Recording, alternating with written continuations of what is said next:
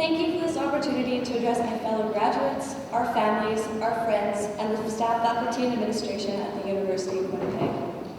I had a difficult time composing an appropriate message today, one that was both erudite and eloquent, one that both represented the student body as a whole, but also reflected on the education that I gained at my time at the University of Winnipeg.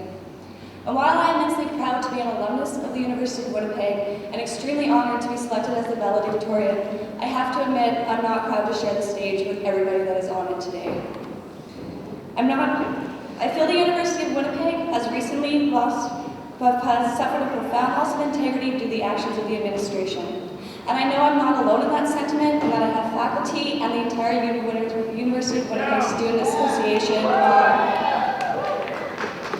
prominent on our website and in the mind of every student at the University of Winnipeg is the mission statement that is put forth by the administration. They state that we are guided by the knowledge that our primary responsibility is to our students. And that we strive to offer a community which appreciates, fosters, and promotes values of human dignity, equality, non-discrimination, and appreciation of diversity. And I want to draw attention that that statement focuses on a responsibility to students rather than alumni. And I spent the last 4 years of my life as one of those students. And I know the current students at the University of Winnipeg, as well as the recent graduates. And they are a bright and very talented group of people. They are very diverse, and they have a deep social conscience and a strong impetus to translate our mission statement into action. The Coalition for Integrity and Academic Accolades stood outside today and certainly proved that. We recognize everyone's right to hold a personal opinion, even those people holding opinions that directly oppose our own and those officially stated of the university. To do otherwise would not only be intolerant but ignorant. But this university offers a degree program in human rights and is situated less than 2 kilometers away from what will be the Museum for Human Rights. Thus, the decision to give an honorary law degree to someone who is best known amongst my generation of students as being a vocal opponent to the expansion of human rights is questionable at best.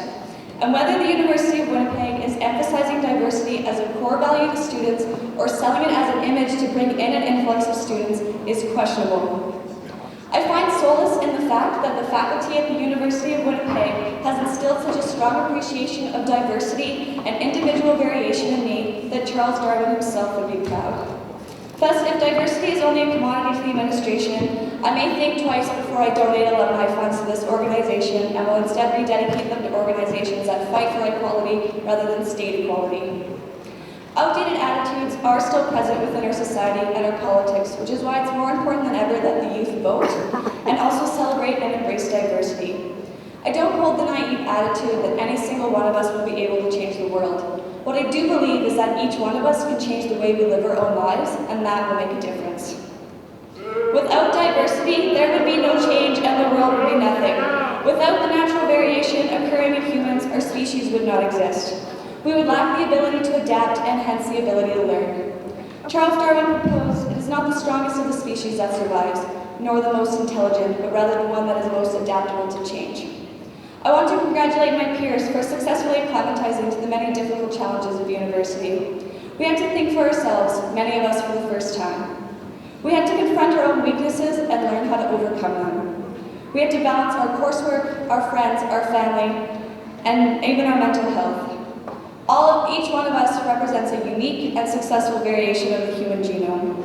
Every graduate has achieved something here today that not everybody in the world gets the opportunity to achieve, and certainly something that not everybody in the world is capable of achieving. And I would like to thank my parents and the other parents in attendance here today for recombinating their DNA into the success that stands before me.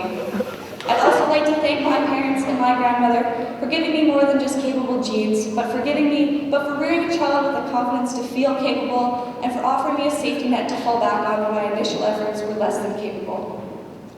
But none of us would have made it this far without the overwhelming support of our families and friends, as well as the amazing professors and support staff at the University of Winnipeg.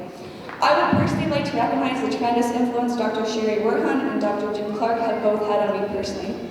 Dr. Clark taught me above all else not to trust everything I hear or see, and he also taught me I could say far more with numbers than I ever could with words. Dr. Sherry Werhan, well, Sherry was the first role model I ever had or consciously recognized. Her brilliance, her work ethic, and her attitude always made me want to strive for excellence. While doing your best is certainly commendable, doing better and doing your next best is more impressive. But above all else, Sherry taught me not to believe everything I think, and to think about why I think something, and she made me aware that many of my own ideas stem from sources than my own actual feelings. She will be sorely missed from the University of Winnipeg. And I hope my fellow graduates have their own mentors to thank. And I thank the faculty at the University of Winnipeg for being devoted to their students and for taking the time to foster relationships that really make a difference in our education and make us want to continue to carry on. You are our Yoda, and as he said, do or do not, there is no try. So regardless of what path you choose to take today when you leave the university, whether you start a career, continue your studies, or start a family, you are obligated to continue striving. We are obligated to apply actively our education to whatever avenue we choose to pursue. And we are obligated to continue learning. Never stop your pursuit for answers in learning, no matter how informal your pursuit is. We have almost instant access to everything our species has ever known or ever thought they knew. So take half the time you normally spend on Facebook and allocate it to learning something new every day. Never stop vying to satisfy your own curiosities. We would know nothing if people did not question everything. And you may question how taking a bunch of seemingly unrelated courses over the last few years has actually amounted to an education. But I offer a thought from B.F. Skinner, a man who firmly believed in empirical data, that education is what survives when what has been learned has been forgotten. So what I understand is that the specifics of our degree parchments are less important than the degree parchment itself. That stiff piece of paper you hold in your hand now says that we know how to set goals and we are willing to work hard to achieve them. We know how to communicate our ideas and we know how to support them with reason and logic rather than biased assumptions and opinions. We know we have to think critically about new information and evaluate the validity of its source. We know how to adopt multiple perspectives on many issues, and if we have learned anything from pop culture, it comes from South Park that intolerance will not be tolerated. So long after you've forgotten when Sigmund Freud was born, or the exact sequence of that citric acid cycle, you still have an education. And I hope that you choose to use your education to achieve everything you want out of life, including equal and fair treatment for yourself and for others.